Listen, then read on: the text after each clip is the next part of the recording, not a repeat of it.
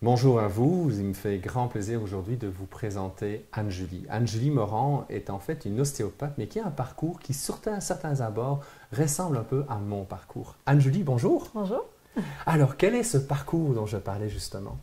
Parcours qui, du cégep, s'est enligné vers une année à Trois-Rivières en biologie médicale, où j'ai étudié avec sage-femme, chiropraticien en tronc commun.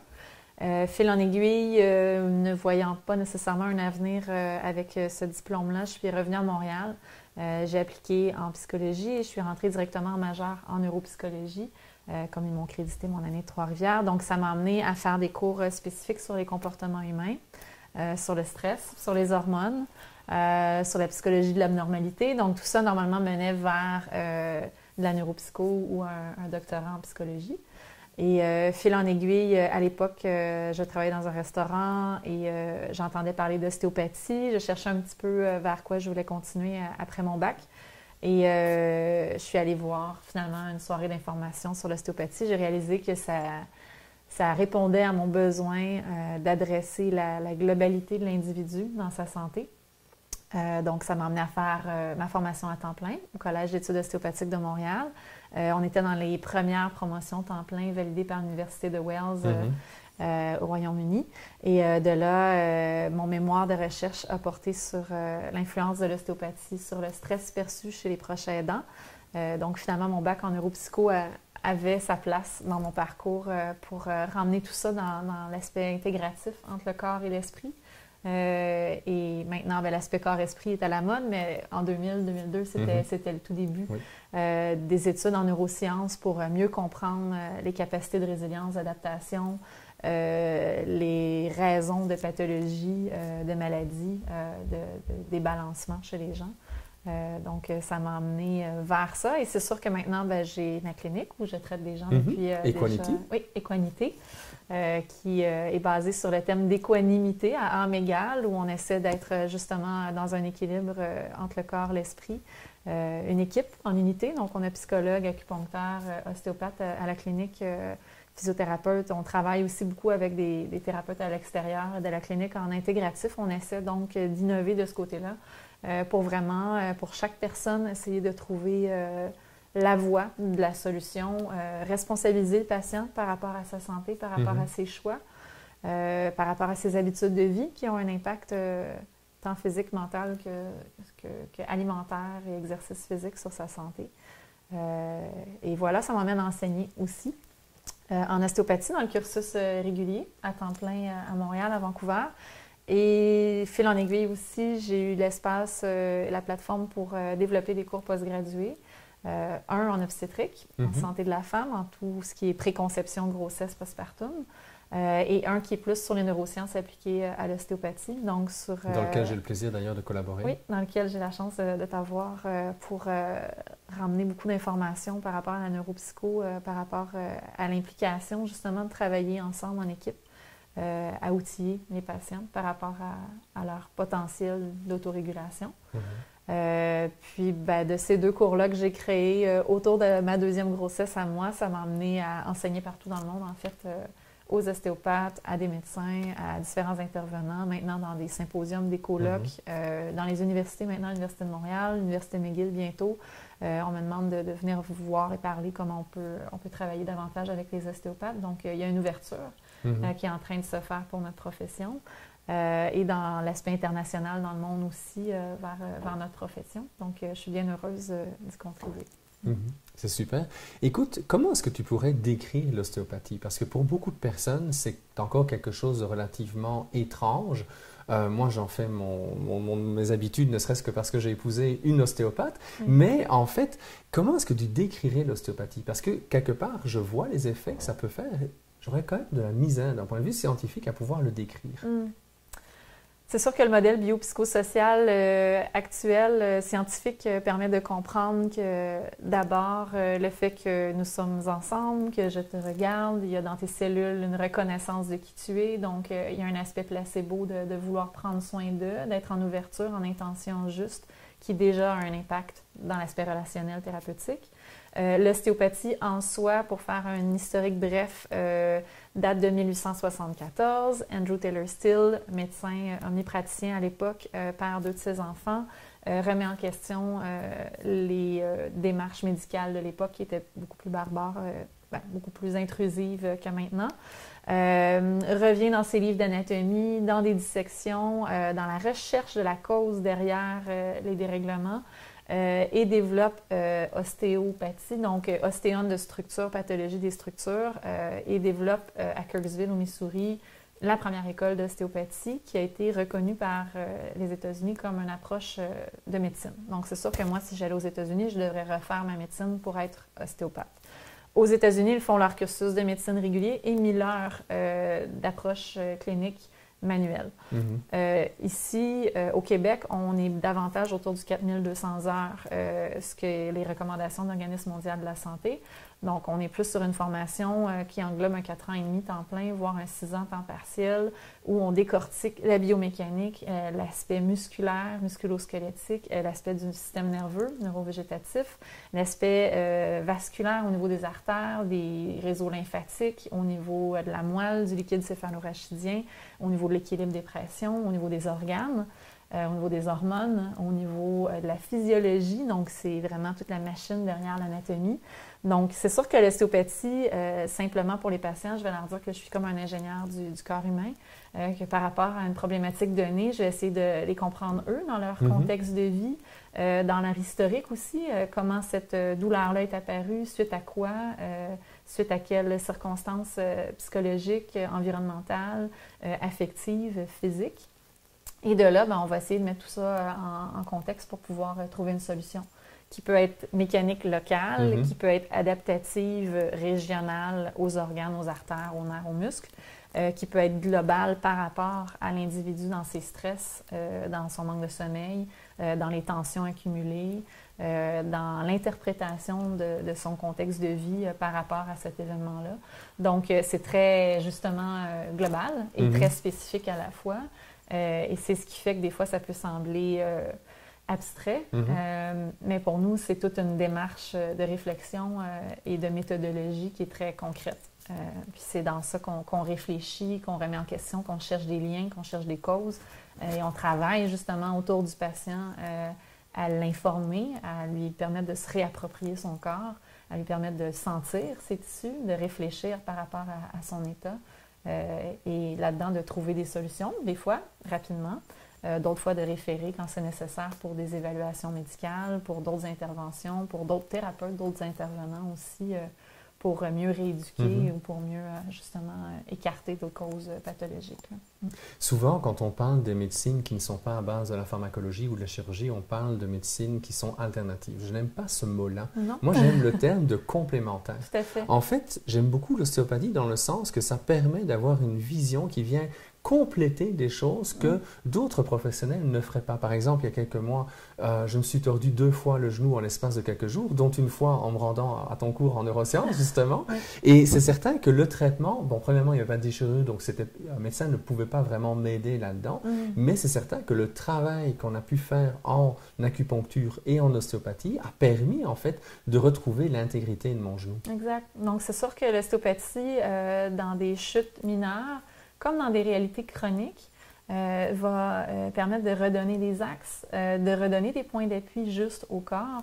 Dans le cas d'une entorse, comme d'un faux mouvement, d'un impact physique que l'on reçoit, le corps va toujours avoir la possibilité de s'adapter. Mais c'est sûr qu'à long terme, si on reste fixé dans une adaptation, on peut se retrouver avec un autre stress, un autre impact, une mésadaptation qui va affecter l'intégrité des artères, qui va affecter l'intégrité de la circulation, de la nourriture dans les fascias, dans les cellules.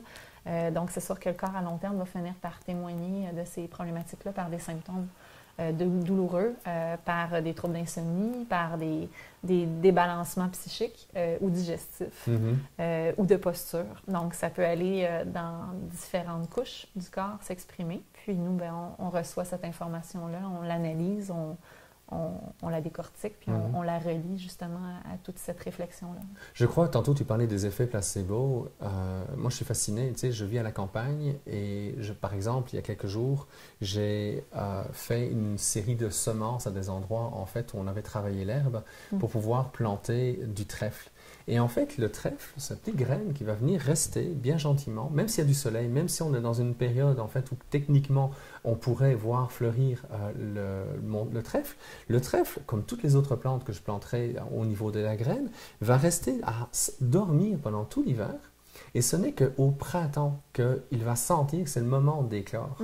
Il y a une intelligence dans les cellules. Tu sais, je trouve que parfois, je suis dans le domaine des neurosciences, je suis dans le domaine de la psychologie, je travaille dans un département de psychiatrie, donc le côté médical m'est familier, mais je trouve qu'on met parfois beaucoup trop d'importance en fait à l'intelligence d'un point de vue cognitif par rapport à ce que notre cerveau peut produire, et on en oublie en fait l'intelligence de chacune de nos cellules. C'est vrai, on est beaucoup dans le macro.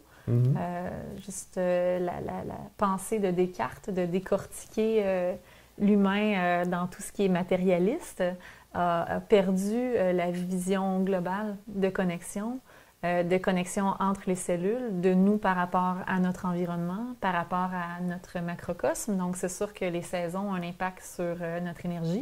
Combien de gens à l'automne viennent nous consulter parce qu'ils sentent une fatigue, même s'il fait soleil, parce que la luminosité diminue déjà tranquillement. Oui, quelque part. Puis l'autre chose, on est le seul animal qui voulons plus performant pendant l'hiver que pendant l'été. Et l'été, on voudrait la farniente, alors que c'est là où tous les animaux et toute la nature vivent pleinement son moment présent pour pouvoir se préparer à l'hiver. Nous, on est complètement inversés. Oui, il y a cette notion-là de rythme, en fait. Puis ce que je trouve d'intéressant, c'est qu'on est allé dans un excès peut-être de démammifériser l'humain, de dire on n'allait pas, on consomme, on a la luminosité, on est capable de tout générer avec l'informatique. Et on réalise que finalement, et les humains sont de plus en plus en détresse psychologique, d'anxiété, dépression, de consommation, de médication pour continuer à soutenir ce rythme-là excessif. Et la Terre, la planète, est épuisée de surproduire sans qu'on respecte justement ces variétés, la notion que chaque espèce a une influence les unes sur les autres.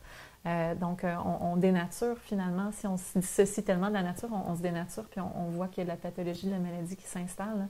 Puis c'est intéressant ce que tu parlais au niveau des cycles. La chronobiologie est compris en médecine chinoise depuis déjà, on pourrait dire 2500 ans, voire 3000 ans, où on avait étudié le petit homme dans le microcosme et il l'avait appliqué à son environnement. Et on avait réalisé le cycle de chacun des organes à travers la journée, à travers les saisons. Et justement, en ostéopathie, on va voir ces cycles-là où les gens, suite à un deuil, vont ressentir des fois des effets au niveau de leurs organes, dans leurs états psychiques et physiques, une année plus tard, dans la période anniversaire, où vont être prêts à désamorcer une problématique après un certain temps. Donc, les douleurs ne vont pas toujours survenir systématiquement tout de suite après un événement. On peut s'y adapter, puis finalement, il y a quelque chose qui va se ressurgir parce que psychologiquement, on est conscient de ça, puis on est prêt à l'aborder, à l'adresser. Mais cette notion-là de rythme, de prendre le temps, de cultiver, de transitionner entre des moments d'ouverture et de fermeture, c'est clair qu'on a beaucoup à apprendre des peuples autochtones, des gens qui vivent de façon beaucoup plus rurale, qui travaillent avec la terre. Donc, il y a ce retour-là, tranquillement, je pense, à se poser des questions et à remettre en question ce rythme-là, qui est beaucoup trop rapide pour nos cellules et pour nos...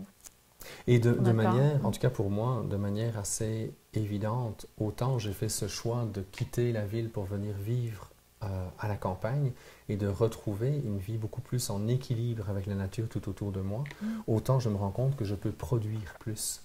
Donc souvent, on a un peu l'impression que si on s'éloigne des centres urbains ou des lieux dans lesquels on a l'habitude d'avoir une vie trépidante, c'est comme si on va... s'endormir, alors qu'au contraire, pour moi, ça a été quelque chose de vraiment puissant pour me permettre justement de réaliser la plupart des rêves que j'avais, en fait. Mais bravo! C'est bien. Puis effectivement, c'est des réflexions de choix et d'implication qui s'imposent, mais comme à la maison, si on élague l'espace, si on simplifie les choses visuellement, énergétiquement, déjà, ça change la capacité de créer, de produire, que si le bureau est plein, la cuisine est pleine, ça alourdit, donc ça nous ralentit. Donc, c'est la même chose dans l'environnement visuel que l'on a, si c'est entouré de rythmes, de bruit, de pollution, ça affecte nécessairement notre corps. On est en résistance là, tout le temps. Ce que j'aime bien dans ton discours, c'est que souvent, on a des discours fermés comme si on était dans une discipline, qu'il ne fallait pas en sortir, il ne fallait pas oser regarder ce qui se passe à l'extérieur. Puis aussi bien dans ce que tu viens de raconter que dans le processus que vous proposez à vos patients dans votre clinique, il y a quelque chose vraiment d'intégratif, de collectif où si moi je n'ai pas nécessairement la réponse à un problème X, il y aura de toute façon un collègue ou un autre qui va pouvoir le faire. Et on sort à ce moment-là des luttes de pouvoir entre les différentes disciplines d'intervention au profit en fait de la personne. On veut vraiment mettre le patient au centre, effectivement. Puis discuter avec la personne, les patients, souvent, je vais d'abord d'emblée savoir un peu leur rythme de vie, leur taux d'énergie, leur qualité de sommeil, leurs heures de sommeil, leurs habitudes alimentaires, leurs habitudes physiques. Et de là, la personne déjà, en parlant, peut cibler qu'elle a peut-être un problème de genou, mais qu'il y a une sédentarité qui vient autour ou un mouvement répétitif qui favorise ce problème-là.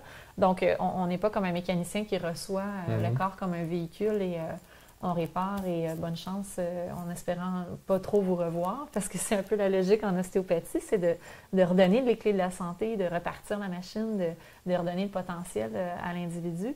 Et moi, il y a pas plus beau cadeau qu'un patient qui revient en me disant « Tu sais, depuis que je t'ai vu, il y a telle chose qui ont changé, j'arrive à mieux dormir, j'ai envie de prendre soin de moi, je suis allée courir ou faire du yoga ou redévelopper par du pilates. » Donc, d'avoir cette bienveillance-là envers soi, une citation qui me touche beaucoup, c'est « Sois d'abord le changement que tu souhaites voir en ce monde ». Donc, je pense que dans tout ce qui se passe dans notre monde, nos médias actuels, il y a beaucoup de détresse, il y a beaucoup de peur, il y a beaucoup de stress.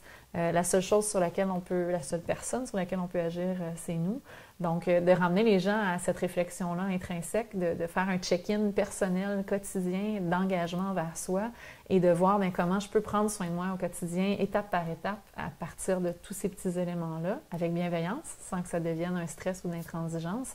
Là, il y a ce cadeau-là qui vient aussi avec la santé, avec plus d'énergie, plus de focus, capacité de retour au travail, capacité de reprendre le sport, les activités.